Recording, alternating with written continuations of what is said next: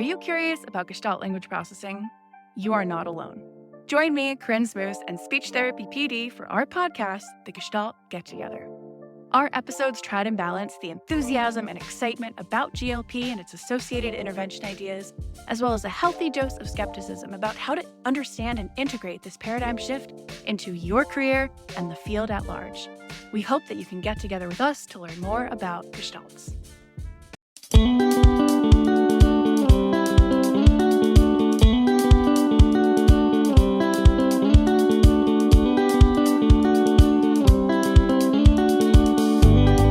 Welcome to SLP Learning Series, a podcast series presented by SpeechTherapyPD.com. The SLP Learning Series explores various topics of speech-language pathology. Each season dives deeper into a topic with a different host and guests who are leaders in the field. Some topics include stuttering, AAC, sports concussion, teletherapy, ethics, and more. Each episode has an accompanying audio course on SpeechTherapyPD.com and is available for 0.1 ASHA CEUs. Now, come along with us as we look closer into the many topics of speech-language pathology.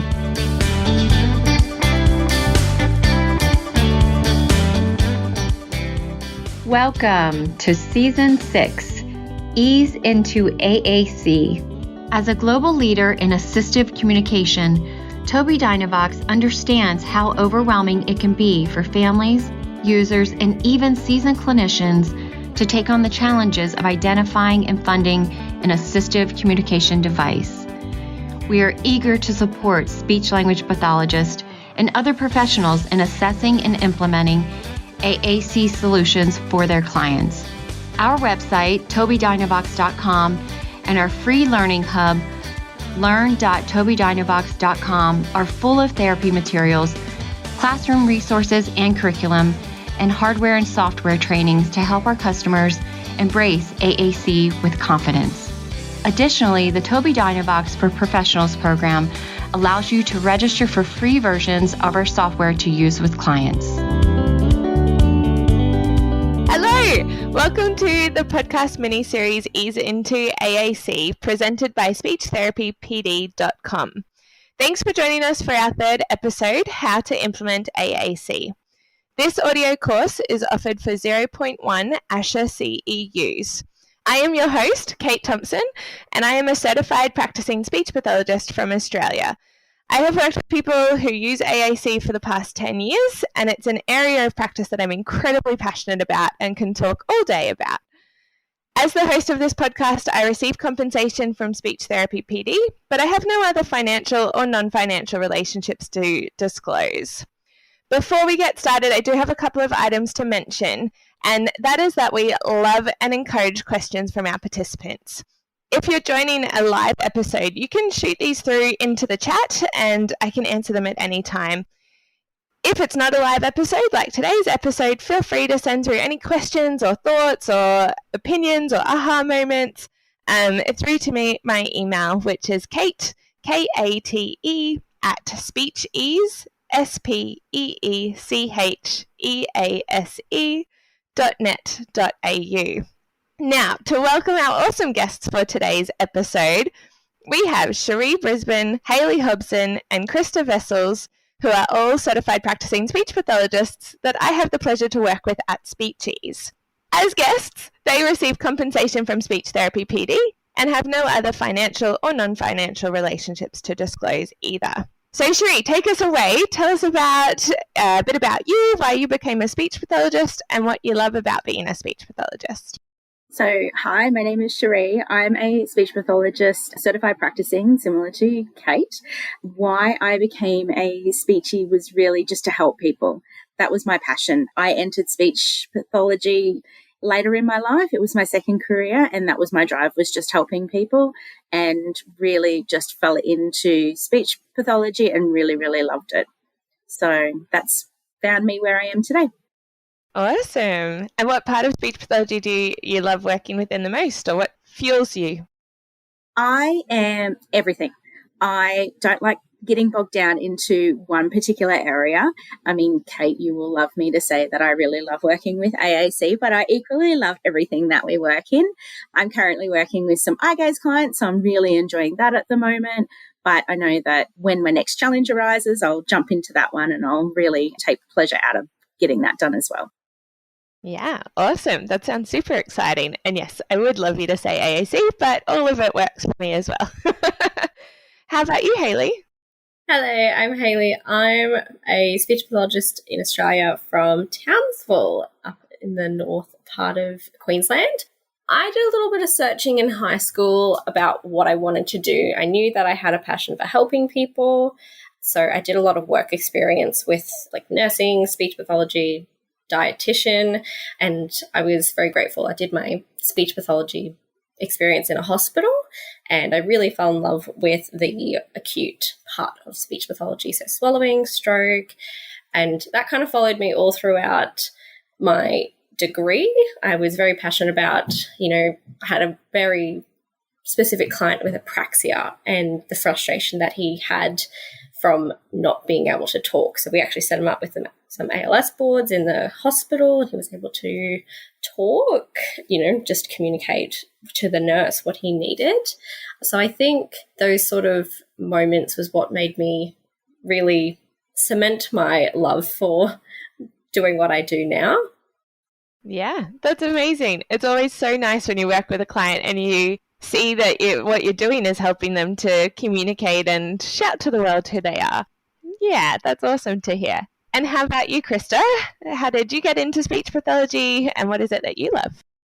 Through high school, I've always loved kids. I always knew my passion was working with kids. What sphere that was, I wasn't sure. Thought it was being a teacher for a long time. And then my sister is an occupational therapist, so she encouraged me to have a look at all the different areas of allied health. And then I came across speech. And I should say in school, I really loved English as well. And when I came across speech pathology, I was like, it's communication. I can work in a hospital. It's working with kids. I can work in a school if I wanted to, because I wanted to be a teacher for a long time. And it just kind of was a bit of everything that I was looking for. And yeah, never looked back at anything else. But in terms of AAC, I love AAC. And I think my love for AAC came from a story that a lecturer told me about a student that she was working with who was nonverbal and was trying to advocate for AAC. And the family was kind of like, oh, she doesn't need that. We know what she wants when she wants it.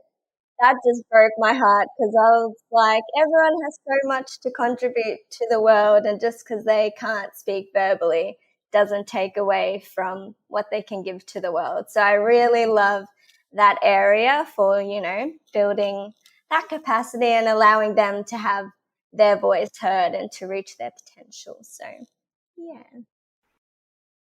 Yeah, that's a beautiful story and an absolute incredible reason to get into using AAC, and why it's so important that everyone does do AAC as part of their everyday practice, hearing those stories of whether it's a patient in a hospital or a student at school or a little person, being able to share what it is that they think and their thoughts and their opinions and ideas and contribute to the world and around them is incredible. Okay, so I'd love to chat about implementing AAC, which is our topic for today. So when you're thinking about implementing AAC with a client, you've had somebody come in, they might be non-speaking, or they might have some challenges when they're using their voice alone to communicate. How do you get started? And we'll start with Sheree. I guess it's really just meeting with the client themselves, really having a chat with them and those who are around them, and really identifying what are the areas where we can supplement their communication. What are the barriers that we need to work around? And sometimes actually working with the family to really address that. Everybody does actually have something to say, and meeting every need and want is not always ideal. I've had somebody say to me, but they don't need a choice because I meet all of their choices for them. It's like, yeah, but they say they eat that. However, How do you know that they want that every day? Have you ever asked them? So that's when they sort of have that aha moment going, well, actually, no, I haven't. I've just met that need with what I thought. So really having those conversations and finding those motivations and encouraging them. Yeah. That reminds me of a adult client I worked with when I worked in a previous role. He was non-speaking and didn't have access to any AAC, but every meal he would have potato, and they thought he loved potato because he would always eat it. He'd eat it all, and he didn't seem to have any issues with it. Not myself, but one of the other speech pathologists that I was closely working with at the time, she put in place an eye gaze board, an alphabet eye gaze board, because she figured out that he was actually literate. And one of the first things he said was, no more potato. And he actually didn't like potato, but yet that was something that was given to him with every single meal for most of his life. And he was in his 40s when we got involved, which is just huge that, you know, a lot of people that do have complex communication needs will just be passive and accept what they're given because they don't have a way to advocate or say otherwise, which is why it's so important that we get involved. Christa, how about you? Where do you get started with AAC? Very similarly to Sheree, I guess depending on what the client comes in with in that initial appointment, I will kind of gauge where the client is at and ask, you know, they have minimal communication right now, like what are your thoughts? Are you happy to supplement that with something like keyword sign or ALS boards to meet that need while we develop spoken communication skills? So I'll kind of gauge where they're at in that initial appointment. Some of them like, yes, just give me anything to help them communicate.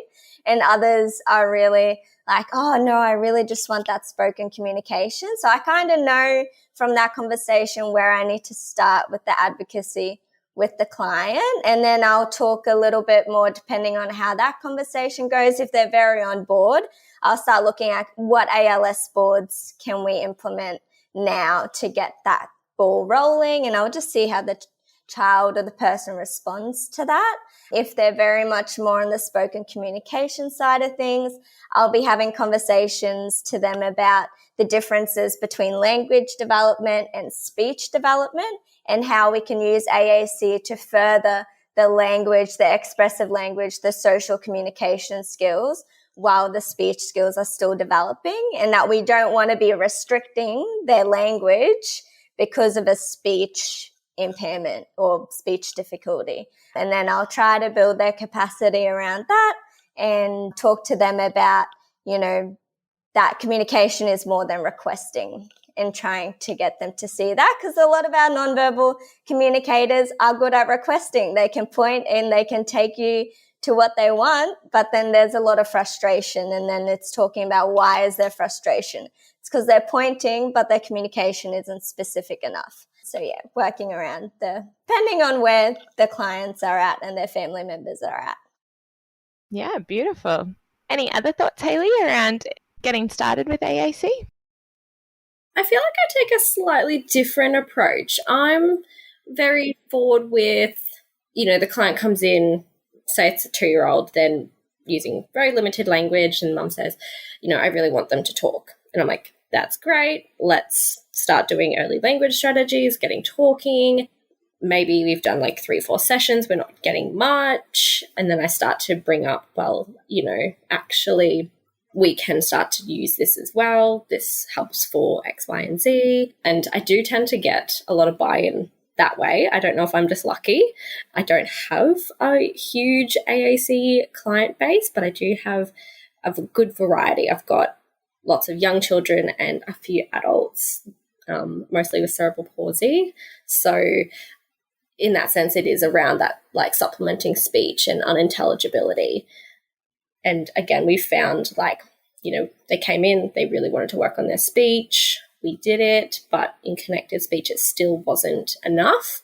So getting some pod books or AAC of sorts was, you know, huge in getting that intelligibility out without them getting frustrated. So yeah. I guess I don't want to say I use AAC as a secondary device, but I definitely let them almost come to the conclusion on their own, if that makes sense. Yeah, yeah. So you're using it more to augment the speech that they have to help their message be understood while their speech sound system keeps developing and gets stronger. Definitely for my adult population, for the ones that I currently work with. I think for like my pediatrics, when it comes to the AAC and the buy-in or how I get started with it, you know, I just help them realize that we're doing a lot for their language using these strategies, but it's what's currently happening is not enough or it's not working. Maybe let's try something else rather than let's try this because this will help. It's almost like let's show them what it could work. Maybe if it's not just yet, we can bring in something else. Yeah, that makes sense. All of you guys have talked about getting that buy-in from the communication partners or getting on the same page with the communication partners. So what are some of the things that are important with getting on the same page or having that buy-in, and why is that important? Christa, can you tell us some of the things that you really focus on with buy-in and why? Yeah, sure. So for buy-in, I try to make sure that we're on the same page in terms of that overall goal. What is the overall goal? Is the overall goal just for them to be able to name something? Is it for them to be able to talk verbally? Is it communication? And I try to help them see that bigger picture of communication and the functional impact that has on social skills, on interaction and things like that. And my discussions have been a lot around clients having buy-in for AAC, but then the type of AAC we use is usually where I try to get the buy-in in terms of that pod system being used or a more robust system being used, because some of my clients are wanting that quick, picture exchange when it's not really communication. So I think talking to them about what's the long-term goal here? Is it just that requesting or is it that communication and those interaction skills, and helping them see that requesting isn't a communication interaction. So I find sometimes that's where the barrier lies, not so much into the buy-in for AAC. But when it comes to the littlies who are still developing speech and we don't know what their speech is going to look like, and I'm just using AAC as a way to supplement communication skills and reduce that frustration, I'm talking to my clients a lot about how we want them to be able to still develop their play skills and their social communication skills, and we don't want them isolated because their speech is a little bit behind. So I try to, really look at that overall goal and how's the best way that we can meet that overall goal, not necessarily in the short term, but I think setting that expectation that AAC is a long-term goal and it's not going to happen now. There needs to be patience and there needs to be kindness for the communication partners and for ourselves, because it's a long process. Yeah. So really focusing on that meaningful long-term goal, not just that they'll be age appropriate or they'll be able to request, but what does that actually mean to them? What's the function and the heartstring goal that helps everybody to stay motivated, given it is such a long process, and then being able to talk to the fact that it is going to take some time and these are the strategies we need to put in place to achieve that goal. Yeah. And so you find by starting with that heartstring goal, that helps you to be able to leverage your conversations from there. Yeah, I think definitely, especially in terms of choosing the AAC system and moving away from just that picture exchange, because I find when you're looking at picture exchange, it's almost an instant, they're progressing because they're giving me a card. But whereas if we're looking at communication as more than requesting and that commenting and giving opinions, that takes a lot more modeling. So it's helping them see past that requesting and what is communication actually.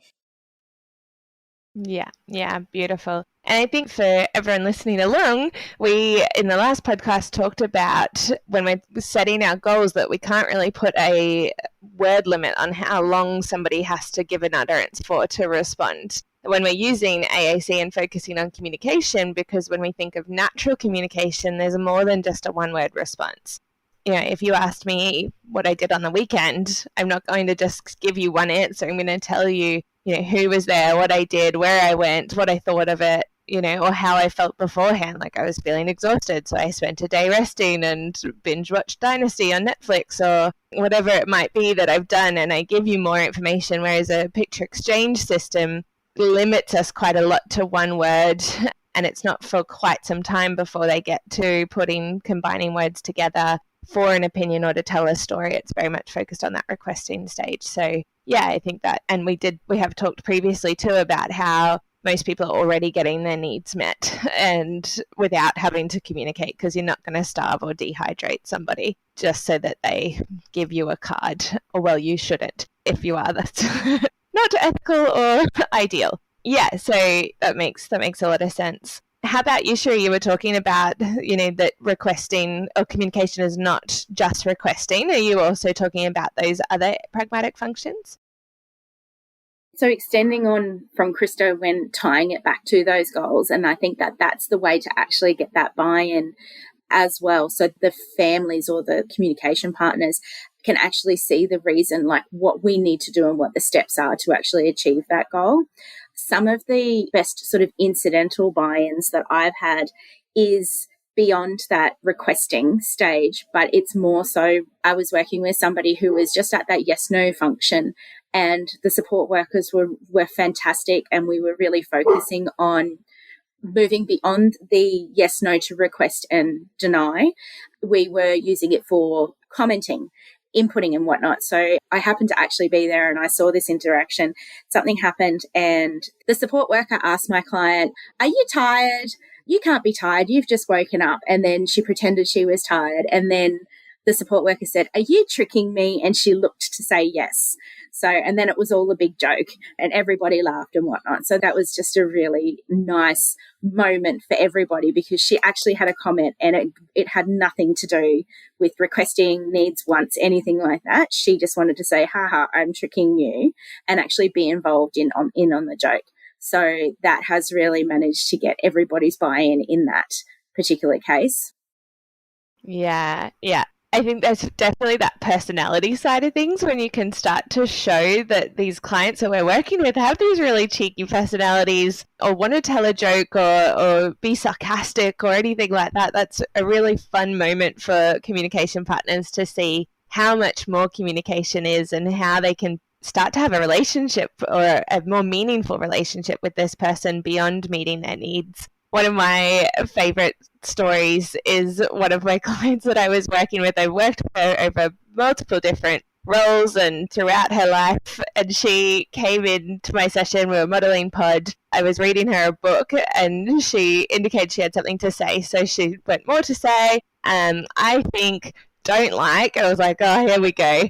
And she was like, boring, mean, stop. It's like, all right, you don't want to do this anymore.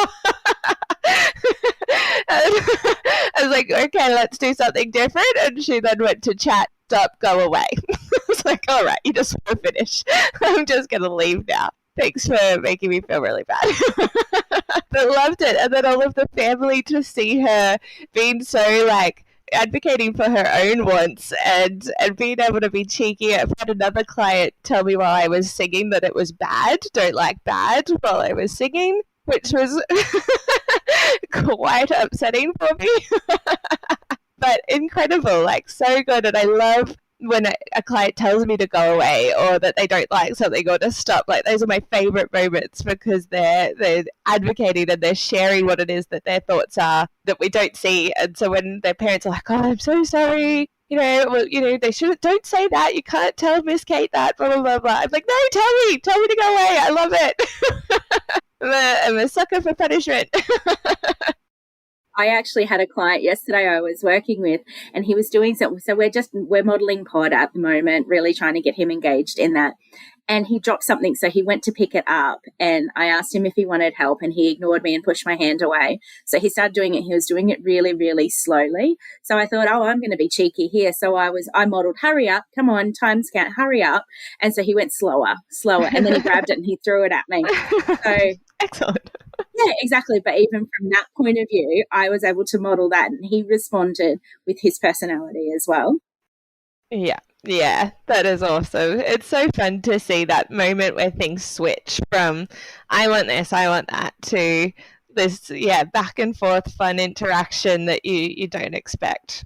Hayley, you were talking before about when people are using, for your younger kids, they might be still developing their speech sound system. They might need something in the meantime to help them get their message across. Do you find that parents are usually quite on board with that, or have there been times you've had to have some more, I guess, advocacy type conversations?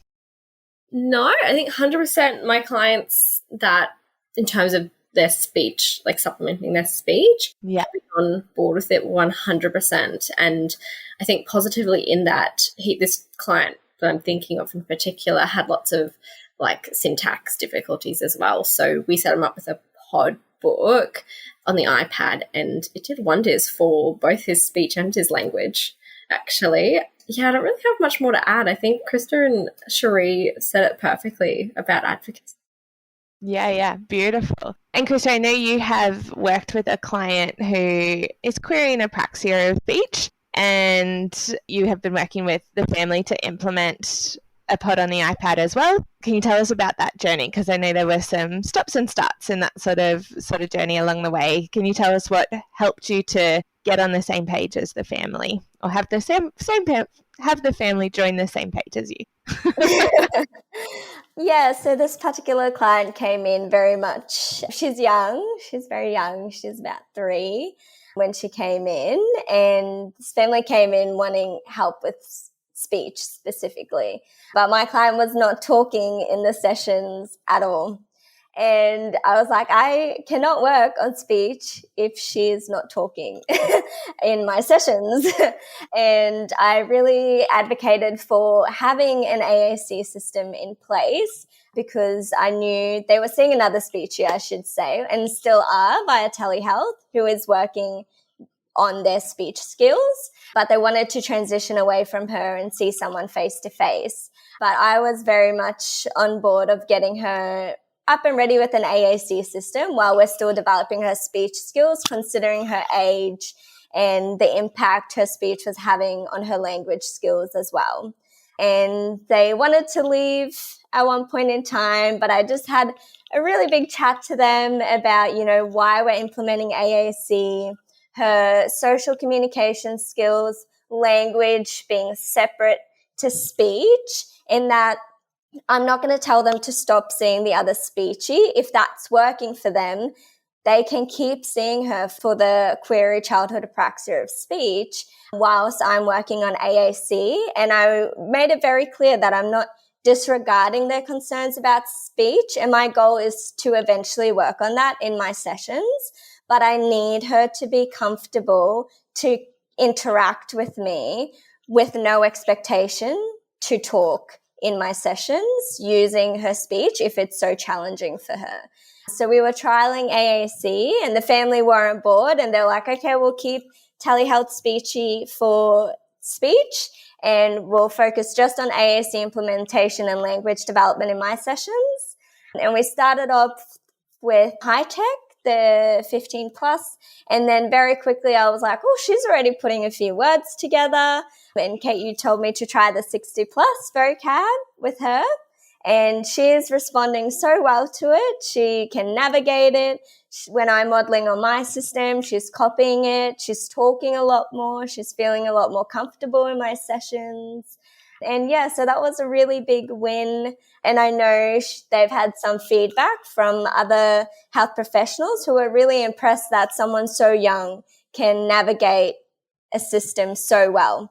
So yeah, positives all around for them, I think. So yeah, it was a really nice story getting them on board. And now I had the family, like the dad, tell me, she's using a bit of Auslan as well. that, Auslan is great, but there's still that communication barriers because there's so few people and educators who understand Auslan. So it's still limiting her interaction, but they're loving the AAC system because no matter who she's talking to, everyone can understand the speech output of the communication system. So that was really nice. At Tobii Dynavox, it is our mission to empower people to do what they once did or never thought possible. As a global leader in assistive communication, we strive to provide innovative solutions, support, and resources to individuals, caregivers, and our professional partners. With a variety of hardware and software for diverse users of all age groups, and with various diagnoses, we are your partner throughout the AAC journey and beyond. Learn more at tobiidynavox.com. And that's a huge turnaround and journey for that family to go through. And I remember when Mum was looking to discontinue services because she wanted to focus on the speech, and you had a quite meaningful conversation with her about why you were focusing on AAC again and to help her understand. And she continued, and the last time I saw her, which was a month or so ago now, she was asking, how do I individualize this? Or how can I add a new page? Like, she was so on board. She was wanting to add new pages for daycare. I think they had some topics they were working on or something like that, and wanted to make sure she had the vocab available in her AAC, which is just a huge turnaround for that family, and why it's so important that we do have communication partners on board so that we can have these conversations and these moments and progression. And yeah, I think it's very cool to hear for that little person. Yeah, definitely. For the family to turn around and say, we want her proficient in her AAC before she starts kindy next year. I was like, yes, we're getting there. Yeah, that's such a win. Hales, we had a client that we worked with earlier this year, you and I. He was a young teenager with autism and nonverbal, and he was using a system. I know there were some challenges that we came across with that young teenager who, because he was very scripted, was struggling to use his system out into the world. Can you tell me about what kind of conversations had happened, or whether anything had happened to help the family get on board with modelling? Was modelling happening at home? All of those sorts of things as to why that didn't go so well for him. Yeah, when I took this client on, I knew that he had only had sessions in the clinic, or for at least for a very long time. And like you said, he had gone through quite a few therapists just because of circumstance, maternity leave. So he came with a support worker, and I thought, this is fantastic. He's got the support to go out in the community or have those opportunities. So we started planning around doing his sessions out in the community. However, we knew it was going to be a bit of a journey because he is so routine and so structured. He was that type of client that knew we're in the green room. We had a visual schedule of the first thing we're going to do is read a book, sing Old MacDonald. And we were really working towards helping his flexibility. So I think, like you said, he did know his pod and he could spell. He knew, colours, animals, shapes, lots of those sort of concepts. However, not so much around the feelings and the opinions of, I don't want to do this. When it came to being frustrated and showing those emotions and saying how he felt, he resorted back to his physical, I guess, movements. Yeah. And that's what, re-regulated him. So we worked a lot around giving those movements the words that he needs and showing him that it's okay. We can be flexible. We still haven't worked out into the community yet, but we're making slow progress. Yeah, and he was his session structures was so routine based to the point that he'd have 3 books and he would choose 2, and they were always the same 2, and they were the same 2 for years. And if you tried to hide those 2 so that you could try a different book, it was really upsetting for him. And so a big thing for him was trying to have that flexibility to be able to add in some new concepts or language or thoughts to be able to move him into some way to generalize the systems or the patterns that he had learnt. But like you say, I think what's a really important point there is if you do have clients that you're working with AAC and they're learning the scripts and they're doing it and it looks like, yep, they're doing great in clinic or they're doing great in these particular situations, but you're hearing from the family or the support workers they're not actually using the system, it's trying to figure out why that is. And I think you've spot on there, Hales, around going into the community and helping him see how it's being used there, and are his communication partners modelling it for him in the community and at home as well, so that he can see how it gets used. And I know he had some stuff happening with mum and dad too. They were separating, and then family situations were going on, which made it a bit more challenging as well. But it's understanding that whole picture and looking at those little 1% things that we can do to support our clients, because as we've said, it's quite a long journey. Very much so. Yeah. So Sheree, having to think about the AAC journey, and you get started with clients and you get that buy-in, you have that conversation, which we've talked about is really important. You start implementing, everybody's on board, stuff starts to happen, the progress is really slow, people start to lose motivation and interest in modelling and that sort of stuff. How have you kind of overcome that challenge before? Yeah, so I guess I do have this quite a lot because I do work with a lot of non-speaking clients who do have support workers. And the number one thing that comes back from the support workers is it's just too much. They get very, very overwhelmed with just the size of a pod in general. So what I really trying to understand them and understand what their barriers are, rather than turning around and just being, well, you need to keep doing it and that's it. We need to actually be able to recognize like what the challenges are. So that's where, for example, I only just had a conversation with a support worker yesterday, and we're actually going to look at, we have a client who's actually using a physical pod, and we're going to look at reducing that actually down into the first couple of pages of those phrases and give them the categories page so they can still continue to model the language within each category. And then I said to them, what's going to be music to my ears is when they turn around and say, hey, we need this extra page because it's not there. So that will demonstrate to me, then we're actually going to grow it from there, just to get around that perception of it being too big. So, yeah. And I've had feedback from the family as well. That's more of it just feels like little small bite-sized pieces for them, and they feel like they can actually control that and take that on. Yeah, that's a really good point. And I have a client story where I was working with a school and the client was using a 60 cell, and they were saying it's too visually overwhelming, it's too much, it's too hard. We had been using it for about 6 months. Can we trial something different? She's not engaging with it as much. They were modelling, but yeah, for them, they were thinking they needed to change it up. So I did all the advocacy in the world as to why that wasn't a good idea. In the end, turned around, changed it to a 15 cell board, and the next week I came back and they're like, put it back. We can't find the vocab we need. It takes too long to get to the vocab we need, which is exactly what you're saying. When you have less access to vocab, you can't actually model as much as you want to because you don't have the vocab there. And so by agreeing, which I did knowing that they were probably going to turn around and be like, this is worse, put it back. But they needed to trial it for themselves and to see how much harder, although there's less information on a page, it takes a lot longer to find what you're wanting to say. So being able to work with clients and do some of that body-based learning that adults really benefit from as well was really helpful for them to go through that and see, actually, yeah, this isn't working. Hales, I loved the initiation. You have something to say? Yeah, I was thinking of doing it. Yeah. My pod book. I was just held up. When you said that got me, because that was the first thing was, I have something to say. Yeah.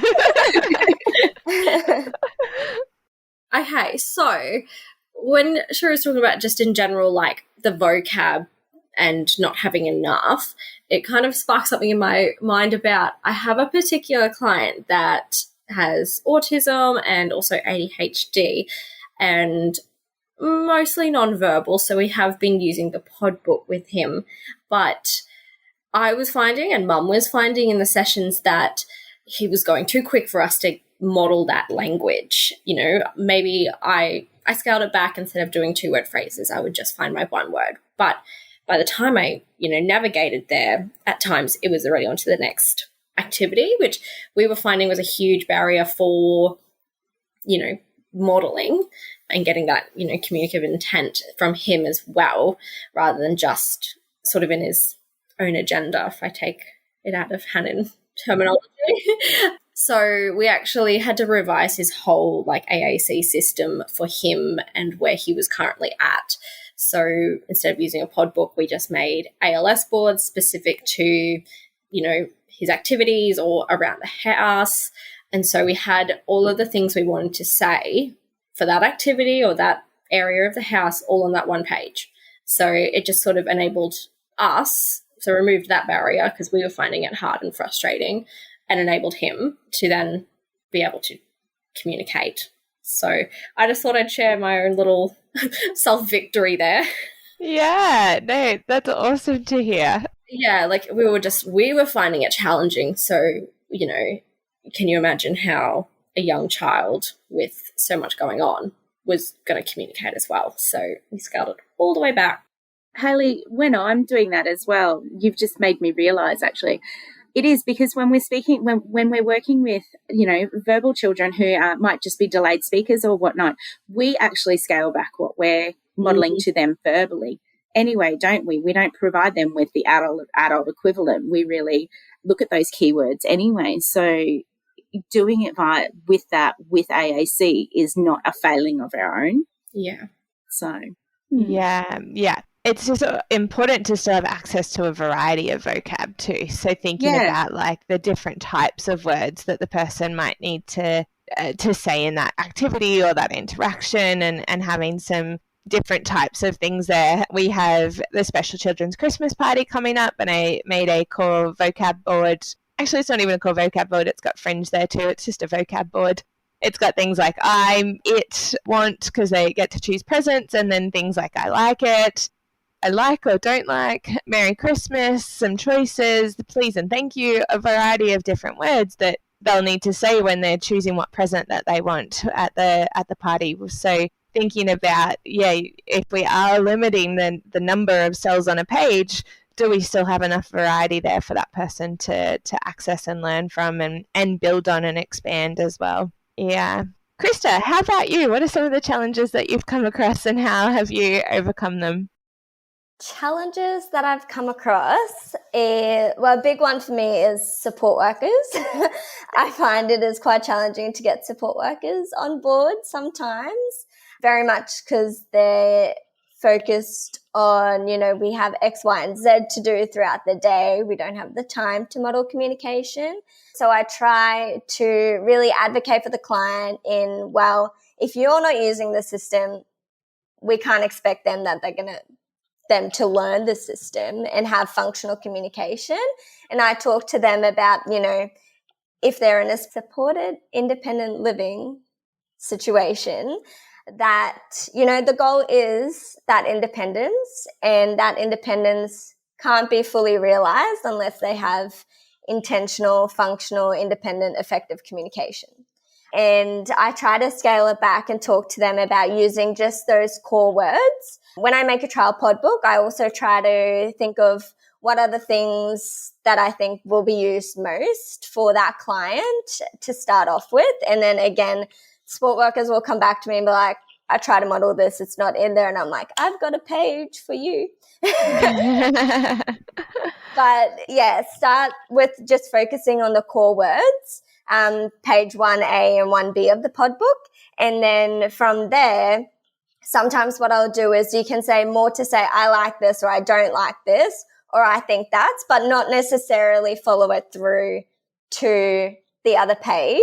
So you're still communicating that function, but there's less flipping through the pages and whatnot. So I try to work with the support workers around, all right, what are things that you're already doing in the day? How are you already interacting with them? And how can we just add to the communication that you're already using the pod book? So that's how I kind of try to work with them. And then I try, because often my clients are seeing a lot of different support workers throughout the week and there's not a lot of consistency. So I try to get stakeholders meeting on board and do some general education to get everyone on the same page. For them, I find another barrier is everyone's buy-in with AAC and then they don't see progress necessarily as quickly as they would like to see. And then I just try to talk a lot about the family about, you're doing well. We're looking for baby steps. If today they're looking at the system for 2 seconds longer than they did yesterday, that's a big step. And just to do a lot of that education around how much spoken communication we hear before we ever expect a child to say a word. And even when they say a word, it's usually not intelligible. And to talk to them about what the equivalent is for AAC. So they're looking at the system. They might initiate that interaction. It might not be to a specific symbol, but they're trying to communicate. It's like a bit of a babble. They're exploring, and that's all part of the process. And I just try to talk to the family sometimes about being kind to themselves. They're modeling it. They're doing their best. Focus on the core words. And then, it might be 12 months, might be 18 months before we ever expect expressive communication, depending on where the client is at with the system. That's usually how I try to work around it.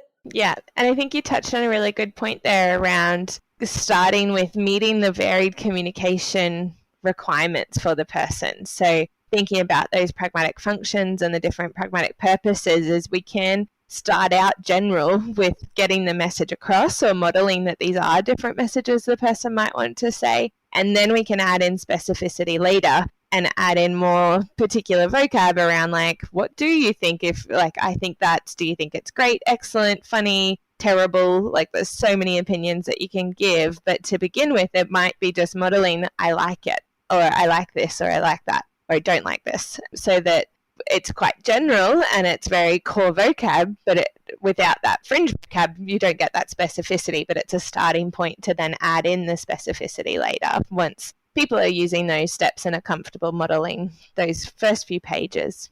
Yeah, awesome. Okay, I am a bit mindful of time, so I would love to know when you are thinking about implementing AAC, you've done your assessment, you've got the system that you're wanting to implement. What are the 5 key things or 3 key things that you speak to families about? So what are those, key factors that need to be in line once you start to implement something? Christa. So I talk to them about access, is that the client needs to have access to their communication systems at all times. Wherever they are, the system needs to be. If they're not in the house, the system's not in the house. If they're going to school, the system's going to school. It needs to stay with them and accessible. It needs to be modeled by communication partners consistently and across all contexts. So not just at home doing a specific activity, but in the community when they're out shopping, at school, in lunch breaks, wherever possible. That's like the big goal, is that it's being modeled consistently by all communication partners. And then I talk to them about what modeling looks like. And I talk to them about it's not being not testing the child or the client, not saying, where's this, where's that, and expecting them to respond. But I talk to them about the 3 ways that I usually model communication. So that's using the pod book or the system to talk about what I'm doing, using the system to put words to what they're doing, and then using the system to interpret their expressive communication, whatever that looks like at the moment. So if they walk over to the fridge, I might say something, oh, I think you're telling me I want something to eat or drink. And then so interpreting their already expressive communication and showing them how they can say that using the system, but really not expecting anything from them at the moment. So if you're modeling something, if you're saying, oh, I think you're telling me you're hungry, what do you want to eat? Not giving them the system and waiting for them to necessarily tell you with the system, but just how are they communicating right now? And, oh, you said I want cookies. I don't know.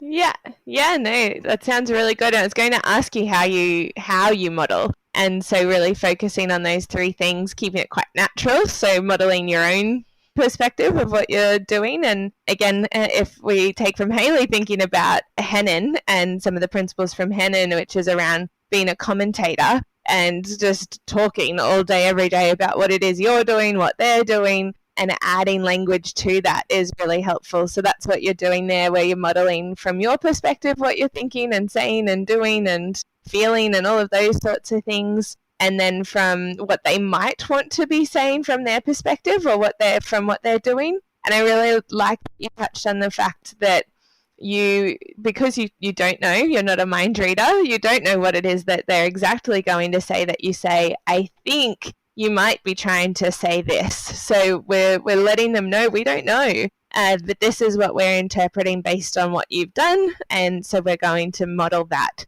And if it's wrong, that's fine, but this is what we've assumed from your behavior. So I really like that you've been really clear with your clients that you don't know and that you're making a wild assumption here based on, well, probably not that wild, an assumption, an educated guess based on what it is that they're doing. Yeah. Are there any other factors that you keep in mind, Sheree? I think it's also, when we're introducing a system, I think extending on what Christa was saying, no expectations, because families tend to get very, very excited and they forget all the conversations you've actually had about them, about how it's going. It's a long process and it's delayed.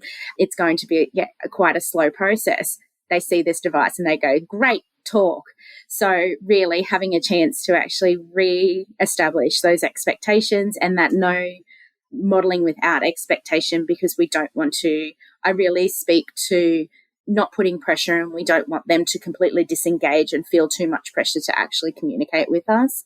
And then on the flip side, I also say to them, give the communicator, so give the client an opportunity to babble, to practice, to flick through it and to do whatever it is that they want to do. Because really when as kids developmentally, they're babbling, they're having that opportunity. So why are we not giving these people the opportunity to actually do that as well? And if we are using their system, we're going to do the same thing as well. We're going to be looking for purpose. So that's really them looking and learning their whole new language system. Yeah.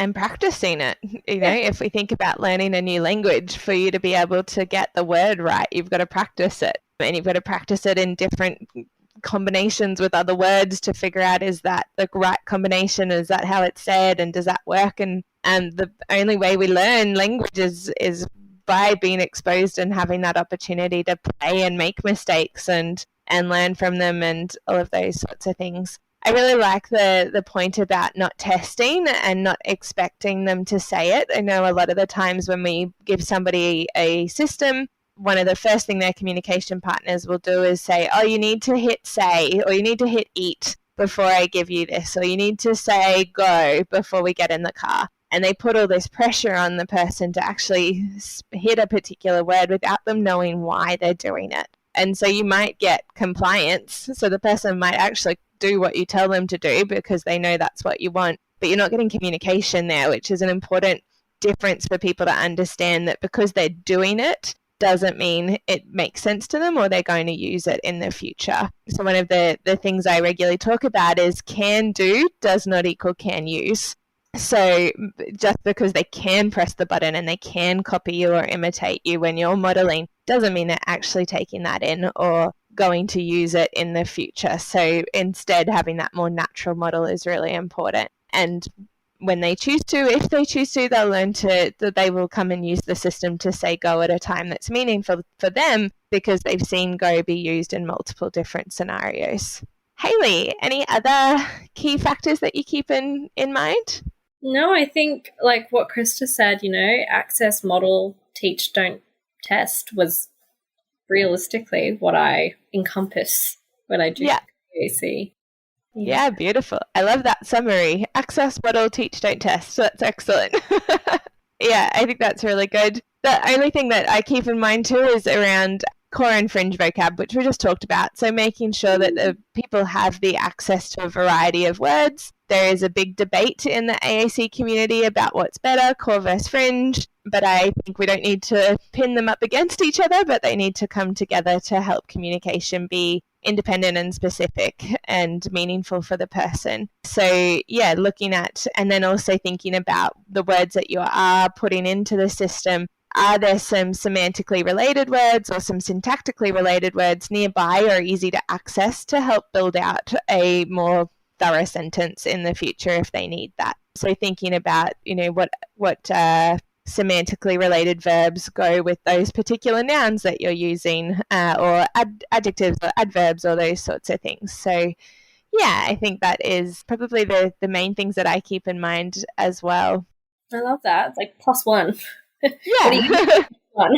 Yeah, +1. Yeah. Which I think actually that takes me to one of my rants that I can get into, which is about teaching more and that we should do more plus. Because so often when we teach more independently, clients learn to use more to say, I want something, and they literally do nothing else if they don't want it. They don't say finish, they don't say stop. If I haven't done more, it means I don't want it. And I've had so many clients come up to me who go, more, and I'm like, more what? Hello, welcome to the session. Like, I don't know what it is you want more of because I have absolutely no context here. So always teaching more with something, because more is a modifier. When we think about what type of word is more, it should be one of our words that we're teaching as a second or third word to help make a sentence longer, not a first word. Yeah, so that +1 concept is really, I really love that idea of, whatever you're teaching, is there a +1 to help extend their communication and their language system. All right, so let's wrap it up. I'd love to hear from each of you, any advice for somebody new to working with AAC? Is there anything that you would say this is a must do, or looking into this particular course or this particular mentoring or anything like that? Any advice that you have for somebody new to AAC? I think there's lots of free online resources when it comes to AAC implementation, but if you can get to a pod introductory workshop, that would be amazing. And getting a mentor in AAC to help you along the way is also recommended. I do think sometimes we, in a sense, overcomplicate AAC, because really all it is using developmental language stimulation strategies with aided communication on top of. So I think, I don't know if that answers your question, but I would have a browse online, talk to other colleagues about their experiences. If you can access AAC supervision, do that. But yes. Yeah. I just want to say, we talk about pod a lot. We actually have no just financial or non-financial relationships with pod. We just really love them and use them a lot in our practice. But the Intro to Pod course, I have always found, is so helpful in setting those foundations and understanding of AAC for any AAC. So obviously, they do talk about pod in particular and how to make a pod and what's important and why it's set up the way it is and that sort of stuff, which is helpful, but it's also those other steps around how you implement, how you write goals, what your assessments are, all of that sort of stuff is really helpful just generally for AAC implementation, regardless of the system that you're using. Hayley? I thought it would be fun and interesting to do a day with my partner only using pod. One, for me, that helped me to navigate and actually know where things are, because, there's nothing worse in a session of being like, this kid wants to say something, but I have no idea where it is. So helped me navigate and also realize, the complexities and the challenges that we have, like trying to find words. So have a day using a book or whatever AAC device you guys want to use. Yeah. I love that. I think that's such a great way to learn a system. And if we're expecting our clients to be immersed in the system, then we should really be immersed as well to understand how it works and where to find things. And you're not going to learn the system perfectly in one day. There's no way. But in a day, it should help you to kind of figure out, okay, this is how the system works, and this is where I might find something I want to say next time. And how did your partner go with it, Hayley? Well, he definitely broke the rules. Yeah. I was hitting that no all day. It's like, no talking. Love that. I had a colleague that was driving from Townsville to Adelaide. So for those Americans, it's like, I don't know, a 24-hour drive, if not more, probably longer, quite a long way away from each other. And she, the entire time in the car, she just used her pod app on her iPad to communicate, and he was getting so frustrated. He's like, just talk to me, because she was, she was a bit slower, and she, was saying things just for the sake of saying it too. And he's like, I just really want to listen to music. I don't want to be part of this while they're doing this long drive. But it worked, and she felt way more confident in terms of using it in the future as well. Sheree, any tips or tricks? I guess don't be too hard on yourself as a therapist, because every different system, whether you have 3 pods that are all tailored for 3 different people, they are all going to be their own language system in itself. But then we have all of the other systems that we actually do use. So let it be messy, make mistakes. That just shows that we're all human. But I do explain to the families that we're still learning. I'm continually having to code switch between languages when I'm talking to all different clients. So not having too much pressure on yourself to be fluent in one particular area, but and then that will reduce the client's expectation, and it will make it a lot more fun and a lot more fluent to actually have those mistakes happen. Yeah. I think that's an incredibly important point, is that mistakes happen, especially when we're learning. And that's okay. And communication is messy. It's hard work. It's, you think you're being really clear, and even if you're a speaking person, you think you're being clear, and the message is completely interpreted in a way you didn't expect. And so communication is messy. You have breakdowns. And that's going to happen with AAC as well. And that's okay. And it's about learning how to overcome those breakdowns and, repeat your message or change your words or whatever it is that we do when we're speaking to overcome a communication breakdown as well. Thank you so much to Hayley, Christa, and Sheree for joining us today. It's been a really fun conversation, and it's been so cool to hear your thoughts around implementing and the different things that are important to consider and how to implement AAC. There is no one perfect way. It's natural, it's messy, it's got to be fun, and given there's so many different systems out there, there's no way you're going to know every single system. And it's just about getting to the beginning of it and helping somebody else to learn, and them immersing in it, and then being the expert in their system is our role in that AAC process. So we'll finish up for today. As I said, if you do have any questions, please shoot me through any email. My email just again is Kate, Kate, at speechease, spechease.net.au. And I'm looking forward to our next episode, which is about back with AAC in the middle, back to school. So I will be chatting with Christy about going back to school and what it's like implementing AAC into the school system. So I'll chat to you then. Have a great day, everyone. Bye. Thank you for joining us for tonight's course. To complete the course, you must log into your account and complete the quiz and the survey. If you have indicated that you're a part of the ASHA registry and entered both your ASHA number and a complete mailing address in your account profile prior to the course completion, we will submit earned CEUs to ASHA. Please allow 1 to 2 months from the completion date for your CEUs to be reflected on your ASHA transcript. Please note that if this information is missing, we cannot submit to ASHA on your behalf. Thanks again for joining us. We hope to see you next time.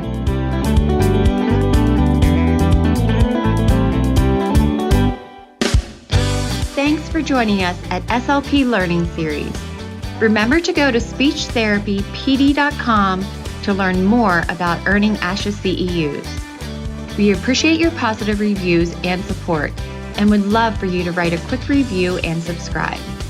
If you like this and want to hear more, we are offering an audio course subscription special coupon code to listeners of this podcast. Type the word SLP Learn for $20 off. With hundreds of audio courses on demand and new courses released weekly, it's only $59 per year with the code. Visit speechtherapypd.com and start earning ASHA CEUs today.